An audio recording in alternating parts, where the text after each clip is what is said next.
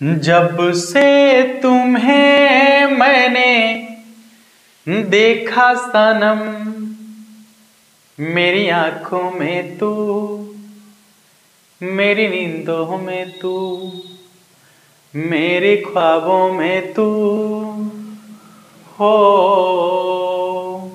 जय हिंद साथियों, आप सभी का स्वागत है आपके अपने परिवार मैथ्स गुरु मनीष में। दोस्तों मैं हूं एमके एक्सपर्ट और आज हम आप लोगों से बात करने वाले हैं कि जो बोर्ड एग्जाम 2022 आपका होने वाला है, इसमें कैसे लिखे, कॉपी में किस तरीके से हम लिखे कि कम लिखने पर भी ज्यादा से ज्यादा मार्क्स आ जाए।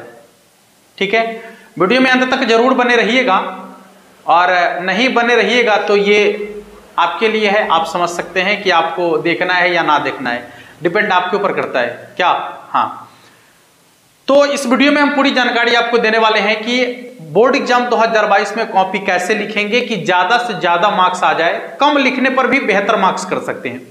कभी कभी आप देखे होंगे कि आपसे कमजोर विद्यार्थी जो है आपसे ज्यादा मार्क्स ले आता है और आप उससे बेहतर होकर भी आप कम मार्क्स लाते हैं। उसके पीछे का रीजन यही है कि आप बोर्ड एग्जाम में कॉपी को बेहतर तरीके से नहीं लिखे। ठीक है, जिसके और आपका जो साथी है वो बोर्ड एग्जाम में कॉपी बेहतर तरीके से लिखा है, इसके वजह से उसका मार्क्स ज्यादा है और आपका मार्क्स क्या है, कम आ गया है।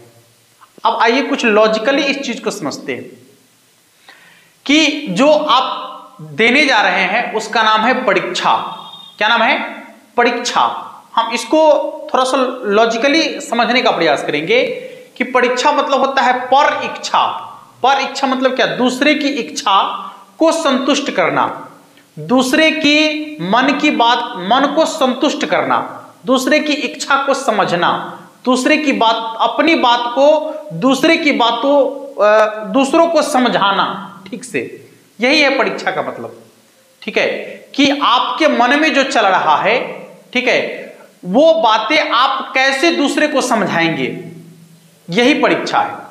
और यदि आप अपनी बातों को समझाने में सफल हो जाते हैं, अपनी बातों को रखने में पूरी तरीके से सफल हो जाते हैं तो आप बेहतर कर जाते हैं। और यदि आप अपनी बातों को ठीक तरीके से व्यक्ति को नहीं समझा पाते हैं, व्यक्ति के सामने नहीं रख पाते हैं, तो फिर आप वहां पर फ्लॉप कर जाते हैं। जानकारी रहते हुए भी आप फ्लॉप कर जाते हैं और कम जानकारी वाले लोग भी आगे निकल जाते हैं। इसका एक और लॉजिक आपको समझाते हैं। मान लिया जाए कि आपके घर में भी बहुत सारा सामान है और एक दूसरे व्यक्ति के घर में भी आपके इतना ही पूरा सामान है। आपने उस सामान को इधर उधर तितर बितर छितरा के जिधर तिधर रखा है और सेम सामान को एक दूसरा व्यक्ति जो है अपने घर में सजा कर रखा है। ठीक है, एक ऑब्जर्वर आता है, ऑब्जर्व करने वाला आता है, या आपके बगल का कोई आदमी आता है, मान लीजिए आपके पड़ोसी आते हैं और आपके घर को देखते हैं तो कहते हैं कि कैसे सामान बिखराए हुए हैं आप, इसको संभालिए, थोड़ा सा अच्छा नहीं लग रहा है, कहेंगे।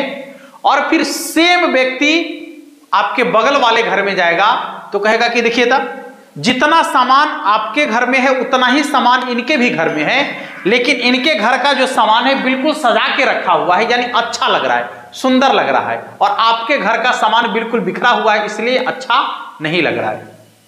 समझ में आ रहा है? तो यही चीज होता है आप एग्जाम में कि आपके पास जितना मटेरियल है उतना ही मटेरियल दूसरे व्यक्ति के पास भी है, लेकिन शर्त यह है कि आप इस मटेरियल को कितना सजाते हैं, कितना बेहतर तरीके से दिखाते हैं, और आपका जो बगल वाला है वो कितना बेहतर तरीके से दिखाता है। जो बेहतर तरीके से दिखाएगा, जो अपनी बात को बेहतर तरीके से समझाएगा, वही एग्जाम में बेहतर मार्क्स पाता है। अब इसके कुछ कॉन्सेप्ट हैं। अब क्या कॉन्सेप्ट है आपको समझाने का प्रयास करेंगे। सबसे पहले हम बात कर लेते हैं कि आपका जो पेपर होता है दो पार्ट में आता है, ऑब्जेक्टिव और सब्जेक्टिव। ठीक है, एक होता है आपका ऑब्जेक्टिव और दूसरा पेपर आपका आता है सब्जेक्टिव। ये दोनों के लिए, 12th वाले बच्चों के लिए भी और 10th वाले बच्चों के लिए भी है। तो ऑब्जेक्टिव जो आपसे पूछा जाता है, 100 क्वेश्चन पूछा जाता है, जिसमें सिर्फ और सिर्फ 50 क्वेश्चन का जवाब देना है। ठीक है, तो यहां पर आपको क्या करना है, सबसे पहली चीज कि आप ऑब्जेक्टिव क्वेश्चन का जब जवाब दे रहे होते हैं तो इसमें एक इंस्ट्रक्शन दिया गया है बिहार बोर्ड की तरफ से, या इंस्ट्रक्शन ये पहले भी दिया गया था कि आप व्हाइटनर का प्रयोग उसमें नहीं कर सकते हैं। ये बिहार बोर्ड की तरफ से इंस्ट्रक्शन दिया गया है कि आप ओएमआर शीट में व्हाइटनर का प्रयोग नहीं कर सकते हैं। तो एक चीज तो आपको ध्यान में रखना है कि जब भी आपको रंगना है तो करेक्ट आंसर को रंगना है, जो सही होगा उसी को रंगना है, ठीक है, क्योंकि व्हाइटनर का प्रयोग वर्जित है। अब आइए मेन पॉइंट हम आपको समझाने का प्रयास करते हैं कि 100 क्वेश्चन है तो आपको किन्हीं 50 क्वेश्चन का आंसर देना है। यदि संभव हो पाए तो 1 से लेकर 50 तक के क्वेश्चन का आंसर आप दे दीजिएगा, माने सीरियल वाइज 1 से 50 तक के क्वेश्चन का आंसर। तो जो कॉपी चेक करने वाला होगा उसे कॉपी चेक करने में सहूलियत होगी और आपके कॉपी में बेहतर मार्क्स आएगा, ठीक है, क्योंकि आपने नंबरिंग से आंसर दिया है। तो कॉपी चेक करने वाला जो आपका कॉपी चेक करेगा बड़ी आसानी से नंबर उसमें धड़ाक धड़ाक दे देगा, ठीक है। और समझेगा ये कि जो विद्यार्थी था वो काफी इंटेलिजेंट था, क्योंकि उसको लगभग सभी क्वेश्चन का आंसर मालूम था, इसलिए उन्होंने सीरियल से पूरा का पूरा आंसर दे दिया है, ठीक है। यानी आप सीरीज में यदि आंसर दे देते हैं तो आपका मार्क्स बेहतर होगा, आपकी कॉपी में नंबर ज्यादा से ज्यादा आपको मिलेगी, ठीक है। यानी पूरा 50 में 50 आपको आंसर मिलेगा। और ऐसे यदि मान लीजिए कि कहीं कहीं से आंसर देते हैं तो हो सकता है, ऐसा संभव है कि कॉपी चेक करने में जो है, क्योंकि एक आंसर यहां लिखा हुआ है, एक आंसर 5 को छोड़कर लिखा हुआ है, फिर 10 को छोड़कर लिखा हुआ है, आपने 50 क्वेश्चन का आंसर तो दिया लेकिन वो आंसर कहीं कहीं पर लिखा हुआ है, तो मिस्टेक बस आपका 1-2 क्वेश्चन का आंसर नंबरिंग करने में छूट सकता है, जो कि हर बोर्ड एग्जाम में हर साल होता है। और आप यहां आकर हमसे शिकायत करते हैं कि सर हमने 50 में 50 ऑब्जेक्टिव क्वेश्चन बनाया लेकिन हमको 35 को मिला, हमको 38 को मिला। रीजन इसका यही है कि आपने कहीं कहीं से क्वेश्चन को बना दिया, तो जो कॉपी चेक करने वाले थे मतलब मिस्टेक बस उन्होंने पूरा का पूरा मार्किंग नहीं कर पाया, जिसकी वजह से आपका छूट गया। लेकिन जब 1 से 50 तक रहेगा तो उनको कितना आसान होगा कॉपी चेक करना। 1 से 50 तक है, फट फट फट फट फट चेक कर देंगे तुरंत। यदि 50 के 50 सही है तो 50 आंसर हो जाएगा आपका। समझ में आ रहा है? तो हमें अपनी बातों को कितना आसान तरीके से समझाना है एग्जामिनर को, ये डिपेंड करता है आपके ऊपर। तो ये तो हो गया ऑब्जेक्टिव की चीजें, यदि संभव हो पाए तो। और यदि संभव नहीं हो पाए तो आप छोड़कर भी जवाब देंगे, कोई दिक्कत नहीं है। लेकिन ज्यादा मार्क्स की जहां बात है वहां यदि आप सीरियल से जवाब देंगे तो आपका नंबर ज्यादा मिलेगा आपको, माने बेहतर मार्क्स मिलने की पूरी संभावना है। चलिए, ये तो ऑब्जेक्टिव की बात हो गई। हाँ, और आप ऑब्जेक्टिव बनाने का एक और तरीका हम आपको बता देते हैं कि सबसे पहले आप यहां पर ऐसे ना करें कि एक बार में क्वेश्चन देखें और वहां से ए का ए बी का बी ऐसे घसना शुरू कर दे। ऐसे नहीं करना है। आप पहले 50 ऑब्जेक्टिव क्वेश्चन को सिलेक्ट कर लीजिए और बना लीजिए, ठीक है। उसके आंसर में आप एक छोटा छोटा बिंदी मार दीजिए कि हाँ 1 का सी है, एक छोटा सा डॉट, डी है छोटा सा डॉट, ऐसे करके पूरा 50 को आप एक बिंदी मार के डॉट कर दीजिए, ठीक है। अब यदि आप बिंदी मारे हुए हैं, संयोग बस यदि आपका आंसर आपको चेंज करना है तो बिंदी मारे हुए हैं तो कोई दिक्कत नहीं है। लेकिन यदि आप उसको रंग दीजिएगा और तब यदि दूसरा को रंगिएगा तो व्हाइटनर का प्रयोग करना पड़ेगा ना आपको। इसीलिए ऐसा नहीं करना है। करना क्या है, तो एक छोटा छोटा बिंदी लगा देना है, एकदम छोटा छोटा जो आपको सिर्फ दिखे, छोटा छोटा बिंदी लगा देना है और बाद में फाइनली उसको अच्छा से गाढ़ा करके रंग देना है। ये हो गया ऑब्जेक्टिव की बातें। आइए सब्जेक्टिव में चलते हैं। तो हम सभी सब्जेक्ट की बात कर लेते हैं, चाहे मैथमेटिक्स का एग्जाम दे रहे हो या फिर आप फिजिक्स का या केमिस्ट्री का या बायो का किसी का भी एग्जाम दे रहे हो। तो एकदम एक चीज कॉमन है कि आप वहां भी क्वेश्चन का जो आंसर देंगे वो सीरीज में देंगे तो ज्यादा बेहतर है। सीरीज में मतलब क्या, एकदम लगातार वाले क्वेश्चन का आंसर दीजिएगा तो जो कॉपी चेक करने वाले हैं वो आपके कॉपी पर बेहतर से बेहतर मार्क्स देंगे। और उसका भी रीजन यही है कि जो कॉपी चेक करने वाले हैं वो समझेंगे कि बच्चा काफी इंटेलिजेंट है, सभी प्रश्नों का आंसर इसे मालूम था। संयोग बस इसको जो है 15 क्वेश्चन बनाना था, अन्यथा यदि 30 को बनाना होता तो 30 क्वेश्चन का आंसर ये एकदम एक लाइन से लिख देता, ठीक है। तो आपकी कोशिश यही होनी चाहिए कि सीरीज में आंसर दे। यदि सीरीज में नहीं बन पा रहा है तब आप इधर उधर क्वेश्चन का आंसर लिख सकते हैं, वो आपका मजबूरी बस होगा, ठीक है। हाँ, तो वहीं पर आंसर, वहीं पर नंबरिंग जो है इधर उधर हो जाने की वजह से कॉपी चेक करने में प्रॉब्लम होता है, जिसकी वजह से आपका मार्क्स जो है थोड़ा सा कम बेसी हो जाता है। तो आप कहते हैं कि मार्क्स हमारा कम आ गया, जबकि हमने पूरा लिखा था। रीजन यही है और कोई बड़ी चीज नहीं है, ठीक है। हाँ, और जो आपकी कॉपी है उस कॉपी में साइड में जो है आप कॉपी को फोल्ड करके आप साइड में कुछ गैप जरूर छोड़े, जिसको हम लोग चौथाई कहते हैं अपनी भाषा में। वो आपको छोड़ना ही छोड़ना है, एकदम नेसेसरी है, वो आपको छोड़ना है, ठीक है। और आप अपनी कॉपी में ज्यादा कटकुट का प्रयोग नहीं करें। जैसे आप कॉपी लिख रहे हैं और कहीं पर आपसे गलती हो गई, मान लीजिए छोटी सी गलती हो गई, तो आप उसमें एक बार ऐसे कट मारकर छोड़ दीजिए, ठीक है। अन्यथा आप यदि एक बार ऐसे कट मारे, एक बार ऐसे कट मारे, तो वो आपके पेज को रिजेक्ट कर दिया जाएगा, उस कॉपी को चेक ही नहीं करेगा, उस पेज को वो चेक नहीं करेगा, ठीक है। इसका मतलब हो गया कि आपने पूरी गलती कर लिया है, ठीक है। हाँ, इसलिए जब भी आप कॉपी में आपसे थोड़ी सी मिस्टेक होती है तो एक बार आप उसको ऐसे काट कर छोड़ दे, फिर आगे आप बढ़ जाए। अन्यथा सुनिए, यदि बीच में कभी ऐसा गलती हुआ है तो काटने की जरूरत नहीं है, आप उसके बाद वाले शब्दों को आगे मिलाकर लिख सकते हैं, ठीक ना। क्योंकि ये होता क्या है कि एक एक शब्द को उतना गहराई से नहीं पढ़ा जाता है, वहां पर जो क्वेश्चन है उसके भाव को पकड़कर और पढ़ा जाता है। इसलिए यदि आपसे बीच में कहीं पर छोटी सी गलती हो गई है, ठीक है, तो आप उस गलती को इग्नोर करके काटे नहीं, उसके आगे वाला लाइन को मिलाकर फिर बेहतर तरीके से लिखने का प्रयास करें।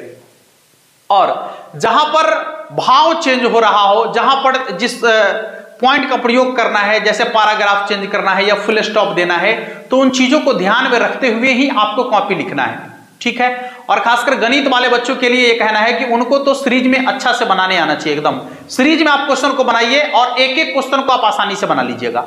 और दूसरा क्या होता है कि जैसे आपने यहां से यहां तक लिखा, यहां से यहां तक पूरा लिख दिए, ठीक है, और इधर साइड में पेज बचल है, तो आप क्या करते हैं कि ऐसे घेर का फिर से एन लिखना चालू कर देते हैं। ऐसी गलती कभी मत कीजिएगा आप बोर्ड एग्जाम में, ठीक है।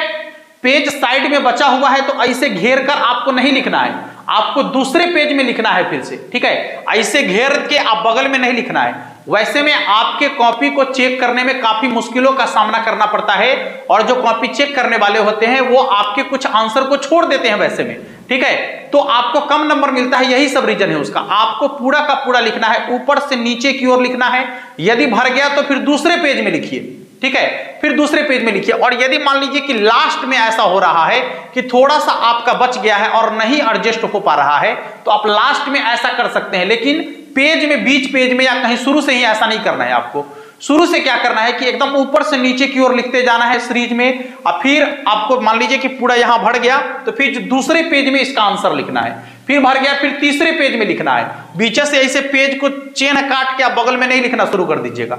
समझ में आ रहा है कि नहीं आ रहा है, ठीक है। ये सब गलती आपको बोर्ड एग्जाम में नहीं करना है, खासकर इन बातों का पूरा ध्यान रखना है आपको।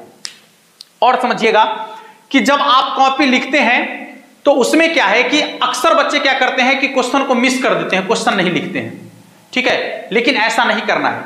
आपको क्या करना है कि क्वेश्चन का नंबर लिखना है ऊपर में, सीरीज जो क्वेश्चन का सीरियल नंबर है वो लिखना है, और उसके बाद आपको क्वेश्चन लिख देना है ऊपर में, ठीक है। जो क्वेश्चन है उसको उतार दीजिए ऊपर में, क्योंकि क्वेश्चन लिखने में वक्त कितना लगता है, ज्यादा से ज्यादा 2-3 सेकंड, 5 सेकंड, 10 सेकंड का वक्त लगेगा, क्या फर्क पड़ता है। और 10 सेकंड में यदि हमको 5 नंबर बेसी मिल रहा है तो काहे नहीं हम लिखेंगे कुछ क्वेश्चन का, वो क्वेश्चन वहां पर जरूर लिखिएगा। क्योंकि क्वेश्चन लिखने से जो कॉपी चेक करने वाले होते हैं, यदि आपके पास ऊपर से क्वेश्चन लिखा हुआ है पहले से, तो उन्हें कॉपी चेक करने में काफी सहूलियत होती है। इसलिए कोई लिखे या ना लिखे कोई फर्क नहीं पड़ता है, लेकिन आप अपनी आंसर में, जो आपका आंसर शीट है, कॉपी है, उसमें ऊपर में क्वेश्चन जरूर लिखे, क्वेश्चन का सीरीज और क्वेश्चन। एक बात और ध्यान रखें कि आप बोर्ड एग्जाम में 2 कलम का प्रयोग कर सकते हैं, ये बोर्ड एग्जाम की तरफ से छूट दिया गया है। ब्लैक पेन और ब्लू पेन का प्रयोग कर सकते हैं। तो कोशिश करें कि क्वेश्चन आप किसी दूसरे कलर से लिखे, जैसे ब्लू से लिखे, और नीचे जो आपका कॉपी है, सॉरी, नीचे जो आपका आंसर है वो किसी दूसरे कलम से लिखे, ठीक है। इससे क्या होगा कि क्वेश्चन और आंसर में दोनों में स्पष्टता दिखेगा। क्वेश्चन अलग आपको कलर से दिख रहा होगा और उसके नीचे आंसर अलग कलर से दिख रहा होगा। तो इस बात का पूरा ध्यान रखिएगा। हम आपको क्या कर रहे हैं कि जितना ज्यादा से ज्यादा प्रयास आपको करना है कि आप अपनी बात को एग्जामिनर को पूरे बेहतर तरीके से समझाए, यानी उनको सहूलियत दे, उनको आसानी से समझाए कि आपकी बात को वो समझे, और आपकी बात को समझे ही नहीं, आपकी कॉपी को देखकर खुश भी हो जाए और आपको बेहतर से बेहतर मार्क्स भी दे दे, ठीक है। तो इन बातों का पूरा ख्याल रखना है आपको कि आपके आंसर शीट में क्वेश्चन लिखी हुई होनी चाहिए ऊपर में, और वो भी दूसरे कलर में, ब्लैक और ब्लू। आप एक पेन से ऊपर क्वेश्चन लिखिए और दूसरे पेन से नीचे आंसर लिखिए, ठीक है। आप सभी सब्जेक्ट की बात कर लेते हैं, फिजिक्स में भी वैसे ही करना है आपको, केमिस्ट्री में भी वैसे ही, बायो में भी वैसे ही और मैथमेटिक्स में भी वैसे ही करना है। समझ में आ रहा है? हाँ, हिंदी में भी और इंग्लिश में भी आपको वैसे ही करना है, ताकि एकदम स्पष्टता से क्वेश्चन दिखे। और खासकर हैंडराइटिंग पर आपको पूरा का पूरा ध्यान देना है कि आपकी लिखावट सामने वाला पढ़ सके, ठीक है। आप बहुत पढ़े लिखे हैं, लेकिन आप जो लिख दिए वो सामने वाला पढ़िए नहीं पा रहा है, तो नंबर दे पाएगा क्या है? इसलिए थोड़ा सा वक्त लेकर लिखिएगा, लेकिन इतना साफ लिखिएगा कि सामने वाला उस चीज को पढ़ पाए, उस चीज को समझ पाए। और जब तक वो चीज को समझेगा नहीं, तब तक आपको आंसर नहीं मिलेगा, ठीक है। एक चीज और आप लिखे हुए देखते हैं कि उसमें लिखा होता है कि विद्यार्थी यथासंभव अपने शब्दों में उत्तर दे।